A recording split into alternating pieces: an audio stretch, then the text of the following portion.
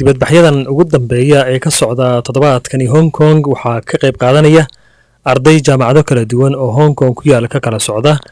gaar ahaan meesha hadda ay rabshada ka socoto waxaa ku yaala jaamacadda Polytechnic ama dhinaca farsamada lagu barto waxayna wadooyinka mara suuqa weyn ee bartamaha magaalada Hong Kong ku yaala ay mudaharadayaashu jidgooyo ku sameeyeen iyagoo walxa kala duwan ku gubayay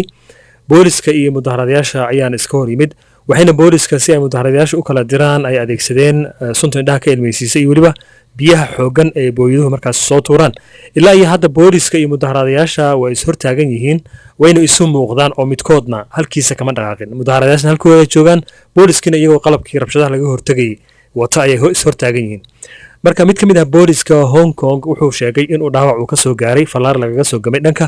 mudaharadayaasha markii ay ku dhacday arrimahan oo dhan ayaa dhacaya xilli uu Shiinaha ciidamada uu Hong Kong ka howlgeliyay ay ku sugan yihiin meel aan ka fogeyn halka ay rabshaduhu ka dhacayaan iyadoo maalintii shalay ahayd uu Shiinuhu sheegay in hadda kadib uusan u dul qaadan doonin waxa ka dhacaya Hong Kong oo muddo 5 bilood ay mudaharada ka socdaan mudaharadadan Hong Kong ka socda 5 bilood ee ugu dambeeyay waxay si weyn u saameeyeen dhaqaalaha Hong Kong iyadoo ay istaageen dhammaan howlihii ugu waaweynaa oo ku tiirsanaa